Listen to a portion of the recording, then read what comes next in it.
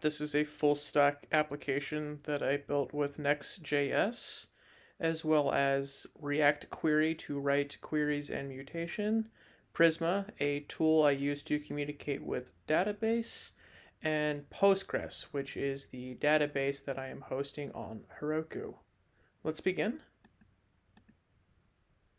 This is the home page where you can create, read, update, and delete a photo album. And in each photo album, you can add a picture. We'll get to that step in a second. But first, I need to log in. So I will connect to an OAuth application that I have running in my GitHub account, which will authorize and authenticate a user. Then I'll be redirected back to the home page where I can create, read, edit, and delete content. So let's make a new album.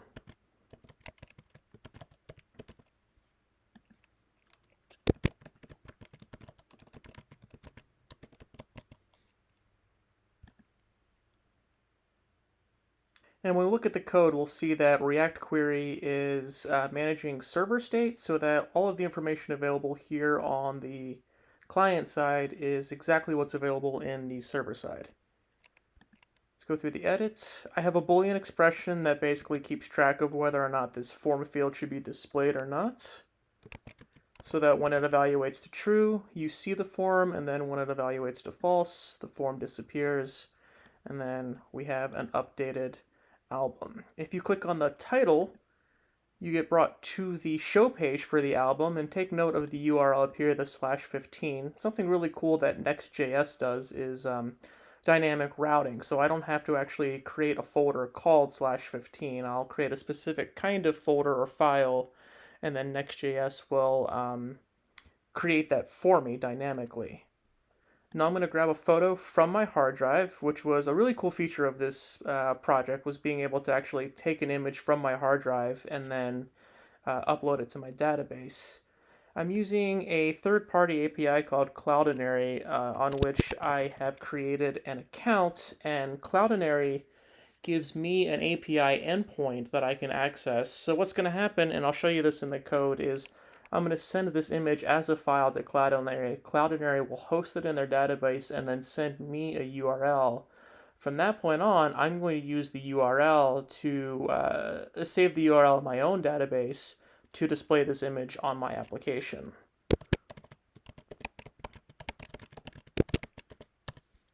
Go ahead and click the Add Album. We'll wait just a second, and then here we go. And before we finish the CRUD operation and take a look at the code, one thing about Next.js I want to point out is their built-in image tag, which requires a little bit of configuration so it knows which URLs it can receive images from. But when you have the image tag configured correctly, it will automatically resize the image for me without having to use Flexbox or media queries or anything like that. And of course, we can delete the photo if you don't like Ethan Embry. We can go back to the index page and delete the entire album if we just don't like Empire Records, and finish the user experience by logging out. Let's take a look at the code.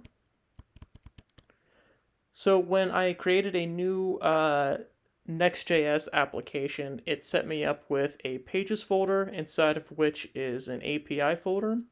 The API acts as the backend of this application, and these are all of the endpoints that I can access in order to query or mutate information from my database. Anything not inside this API folder is going to be what renders on the page.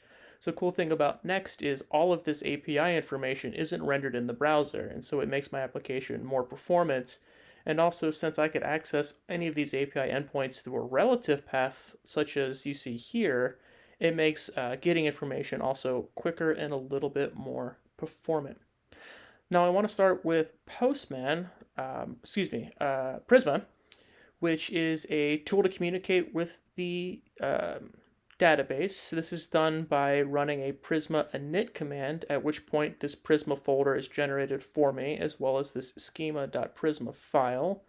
And inside the schema is where I outline all of the different models that I want available in my database.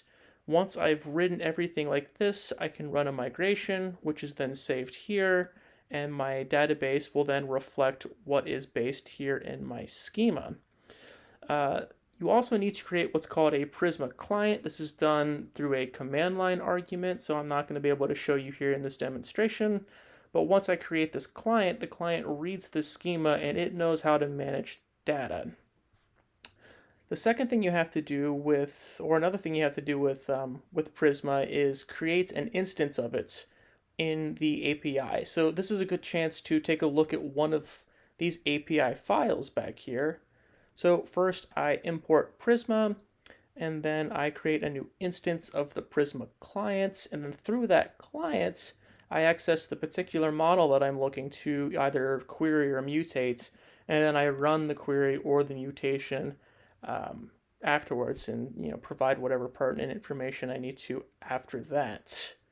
With Prisma, everything is going to get run through a try, catch, and finally block. This finally block is something new for me, but all it does is it will disconnect the Prisma clients, whether or not the try or catch block was run.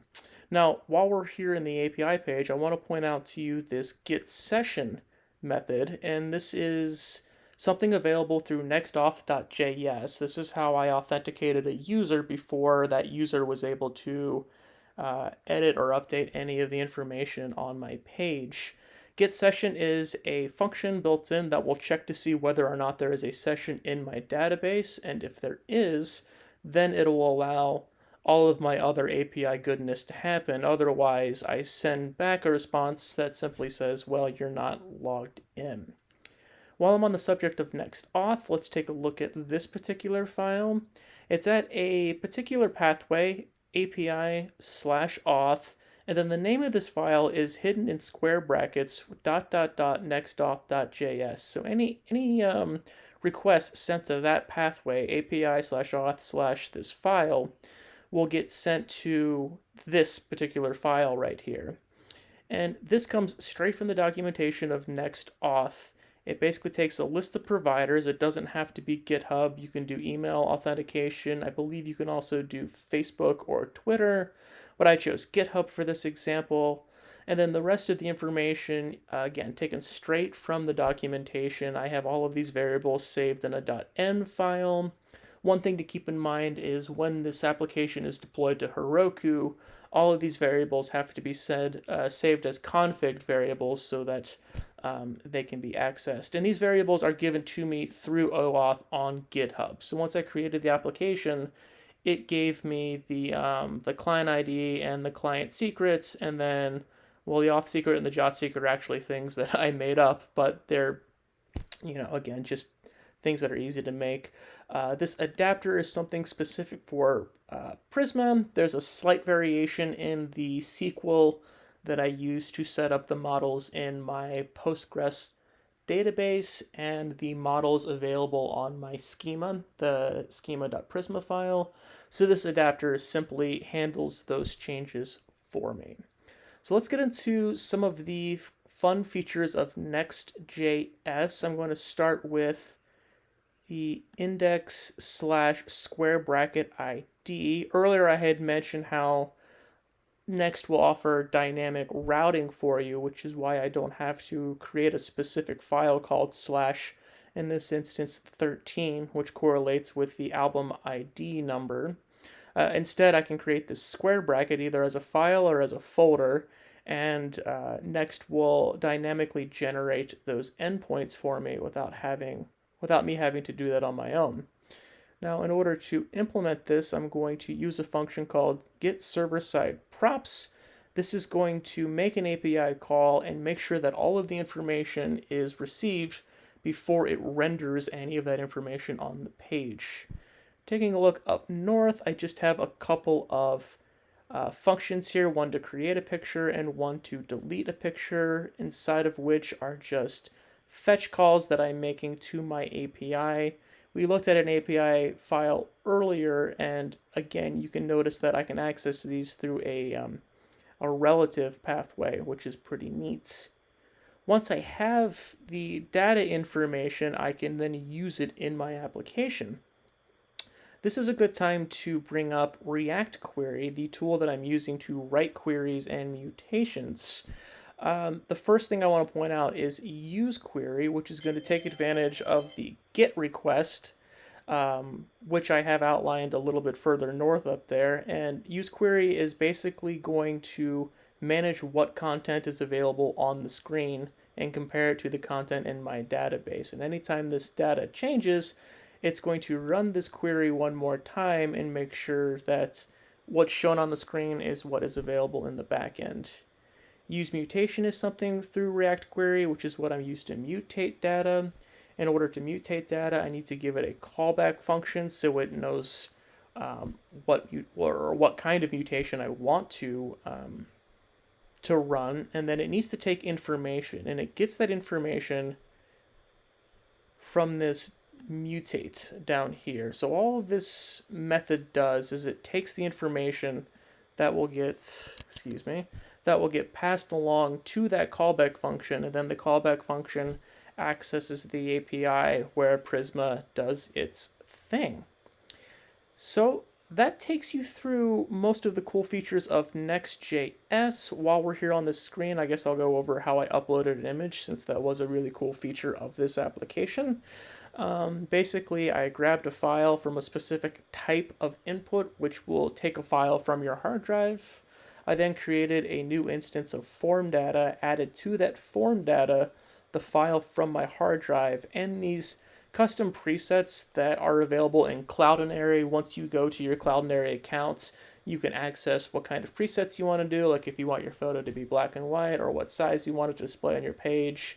And then after that, it's just a regular API call to this endpoint, which again, Cloudinary will provide for you once you've created an account. And then this particular instance, I wanted to save picture and state before I sent it to use mutation and then to the database. So I've just set state with the URL that Cloudinary had sent back for me.